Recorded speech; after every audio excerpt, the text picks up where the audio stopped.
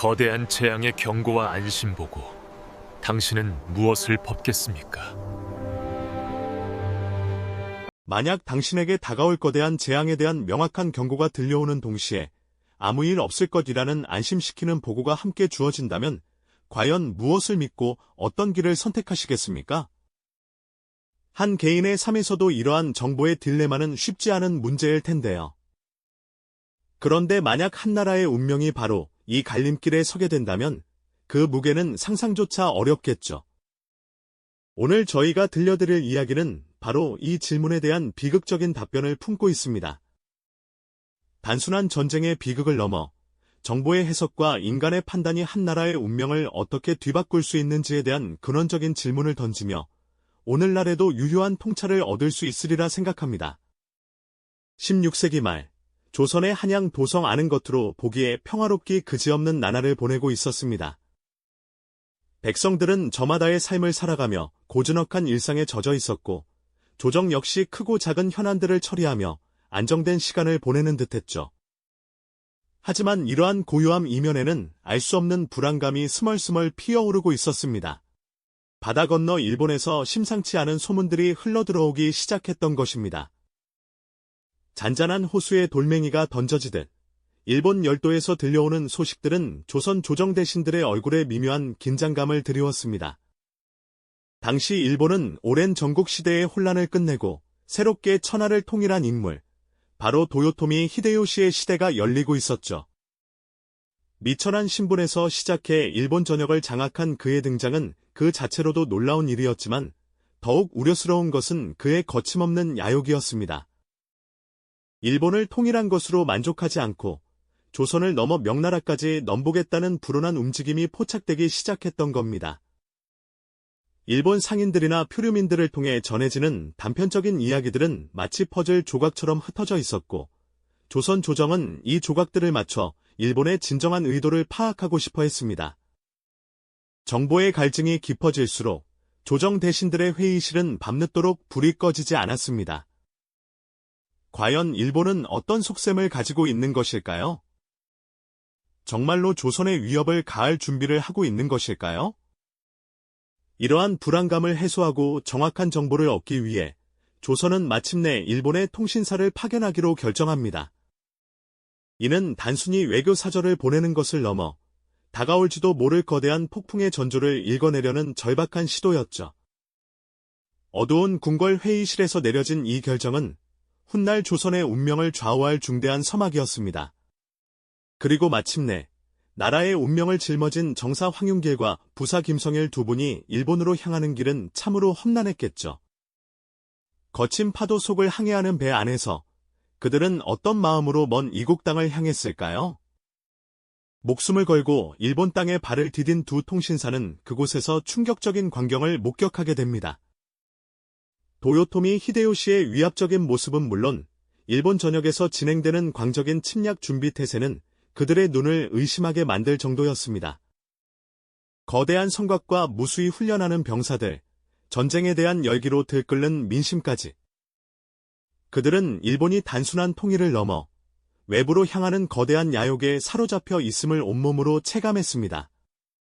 힘든 여정을 마치고 조선으로 돌아온 황윤길과 김성일은 곧바로 왕 앞에 나아가 보고를 올립니다. 하지만 그들의 보고는 마치 다른 세상을 보고 온 사람들처럼 극명하게 엇갈렸습니다. 정사 황윤길은 침략이 임박했음을 알리는 다급한 경고를 쏟아냈습니다. 히데요시의 눈빛은 마치 간사한 쥐와 같았으며 일본은 반드시 병사를 일으켜 조선을 침략할 것입니다. 그의 목소리에는 일본에서 느꼈던 공포와 위기감이 고스란히 담겨 있었죠. 반면 부사 김성일은 전혀 다른 이야기를 꺼냈습니다. 히데요시는 걱정할 것이 못됩니다. 간악한 자이기는 하나, 나라를 통일한 지 얼마 되지 않아 조선을 침략할 여력은 없을 것입니다. 그는 일본의 침략 가능성을 일축하며 조정 대신들을 안심시키려 했습니다.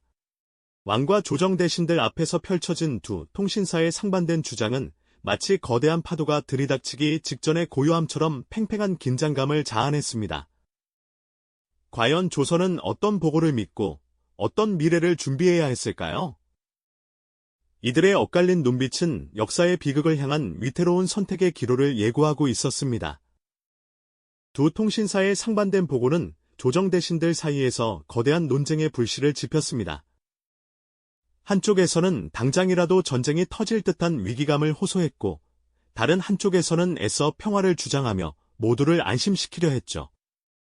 과연 조선은 어느 쪽의 목소리에 귀 기울여야 했을까요? 당시 조정의 분위기는 마치 먹구름이 서서히 몰려오는 하늘처럼 불안했지만 동시에 어딘가 안일한 기운이 감돌고 있었습니다. 김성일의 보고는 많은 이들에게 달콤한 유혹처럼 들렸습니다. 막대한 비용과 노력이 필요한 전쟁 준비 대신 평화로운 일상을 유지할 수 있다는 희망을 안겨주었기 때문이죠. 게다가 그는 학문적 명망이 높은 선비였고 그의 온화한 언변은 황윤길의 다소 과격하게 들릴 수 있는 경고보다 훨씬 설득력 있게 다가왔을 겁니다. 사람들은 본능적으로 듣기 좋은 소리에 더 마음이 기울기 마련이니까요. 결국 조정은 김성일의 의견에 더 큰 무게를 실었습니다. 침략의 징후를 애써 외면하고 일본의 도발 가능성을 낮게 평가하는 쪽으로 기울어 버린 것이죠. 이는 단순한 정보 판단의 오류를 넘어 복잡한 정치적 역학관계와 인간적인 욕망이 뒤섞인 치명적인 선택이었습니다. 당파 간의 미묘한 대립, 현실적인 어려움을 회피하려는 심리, 그리고 무엇보다 설마 전쟁까지야 하는 막연한 안일함이 어우러져 비극의 씨앗을 뿌린 셈입니다. 그 결과 조선은 다가올 폭풍에 대한 대비를 소홀히 했습니다.